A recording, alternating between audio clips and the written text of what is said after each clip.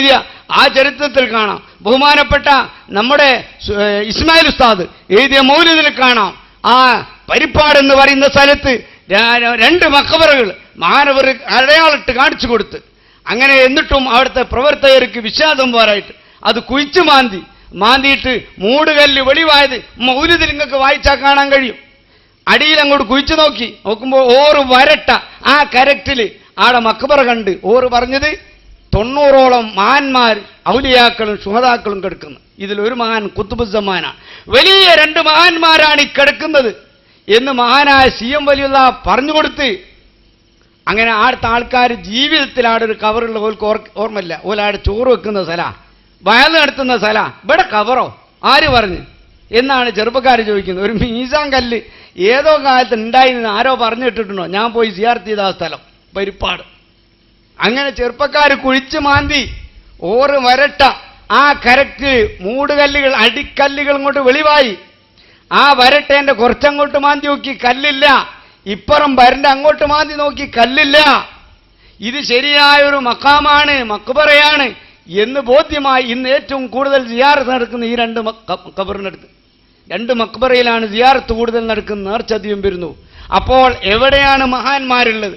മണ്ണിന്റെ ചോട്ടിലുള്ളതും ലോകത്തിന്റെ ഏത് ഭാഗത്തുള്ളതും കാണാനും അറിയാനും മാത്രം അപാരമായ കഴിവുള്ള ശൈഖുനെയാണ് പ്രിയപ്പെട്ട മോമിനീങ്ങളെ ഈ നിലക്ക് പരിശുദ്ധ ദീൻ ഇവിടെ രക്ഷപ്പെടുത്താൻ വേണ്ടി, നിലനിർത്താൻ വേണ്ടി അവിടുന്ന് തറപ്പിച്ച് ഉറപ്പിച്ച് നിർത്തിയ മഹാന്മാരാണ് നമ്മുടെ നേതാക്കന്മാർ. വഫാത്തിന്റെ തൊട്ട് മുമ്പിലുള്ള റമദാനിലാണ് അവസാനമായി താജുൽ ഉലമാ തങ്ങൾ ബഹുമാനപ്പെട്ട ശൈഖുനായെ കാണാൻ ചെന്നത്. അന്ന് അവിടുന്ന് പറഞ്ഞത് ബാബുവിന് ആ ഖാദിരിയ തരീഖത്ത് കൊടുക്കണോ?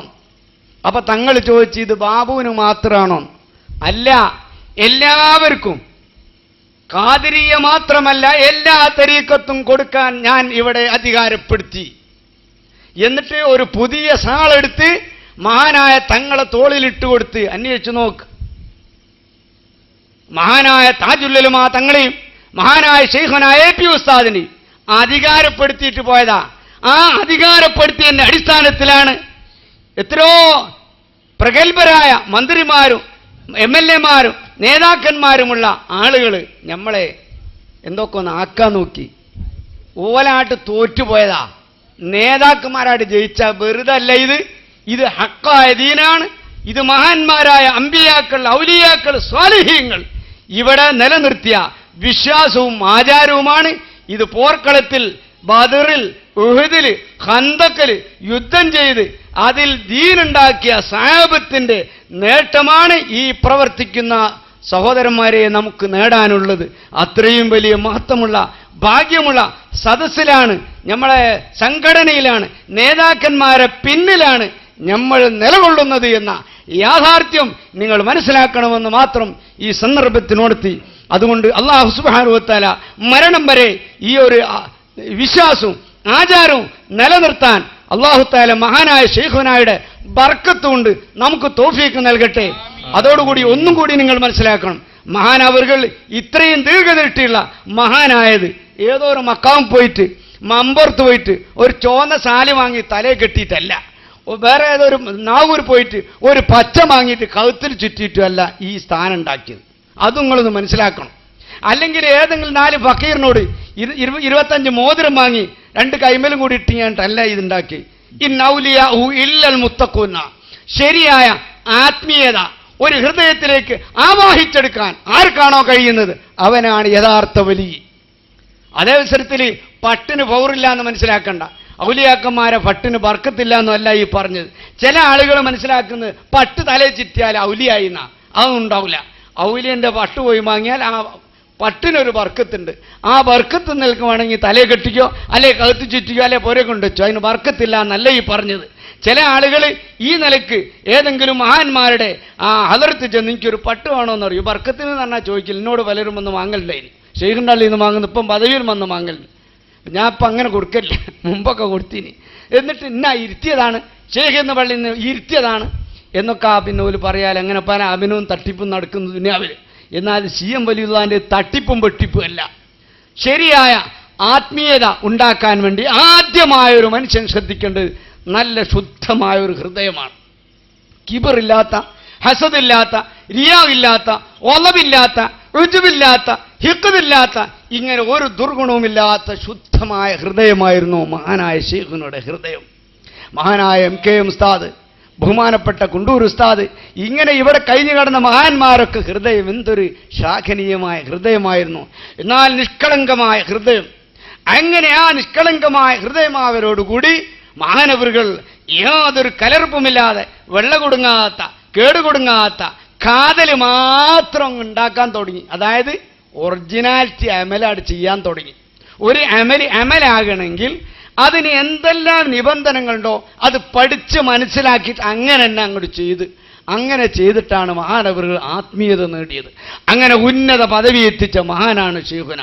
അതുകൊണ്ട് തന്നെയാണ് വെള്ളിമാട് കുന്നിലുള്ള ഒരു വീരാനാജി ഒരിക്കൽ എന്നോട് ശൈഖിൻ്റെ വള്ളി എന്ന് പറയണ്ടേ, മോനെ ഇത് ആരായി കിടക്കുന്ന എനിക്കറിയോ, ഈ മഹാനായ മടവൂരിനെ ഇങ്ങനെ അറിയോ എന്ന് ചോദിച്ചിട്ട് വീരാനാജി മരിച്ചുപോയി. അദ്ദേഹം എന്നോട് പറയാണ്, ഞാൻ പിന്നെ മക്കത്ത് സൗദി അറേബ്യയിൽ ഒരു ജയിലിൽ കുടുങ്ങി, നിരപരാധിയായിട്ട് കുടുങ്ങിയതാ മോനെ.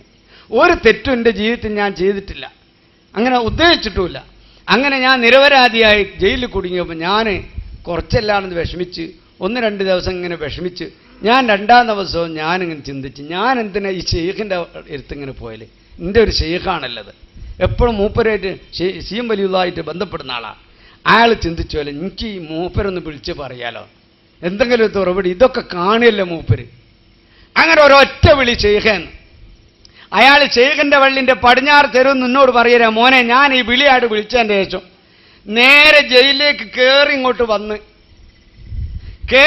എൻ്റെ കൈ ഇങ്ങോട്ട് പിടിച്ച് കൊണ്ടുപോയിട്ട് ഓഫീസിൽ കൊണ്ടുപോയിട്ട് കുറേ നേരം അറബിയിൽ ബഹുമാനപ്പെട്ട മടവൂർ ഓർ സംസാരിച്ച് ഇയാൾ കുറ്റവിമുക്തനാണ് എന്ന് ബോധ്യപ്പെടുത്തി അതിൻ്റെ കടലാസോടുകൂടി എന്നെ കൊണ്ടുവന്നിട്ട് എൻ്റെ റൂമിലാക്കി. പിന്നെ ഞാൻ മൂപ്പരെ കാണില്ല. പിന്നെ ഇവിടുന്ന് എങ്ങനെയാ മോനെ പോവുക, രാവും പകലും ആൾ ഇങ്ങനെ ഉണ്ടാവും, ഇയാൾ ഇങ്ങനെ ചുറ്റിക്കറങ്ങാടാം.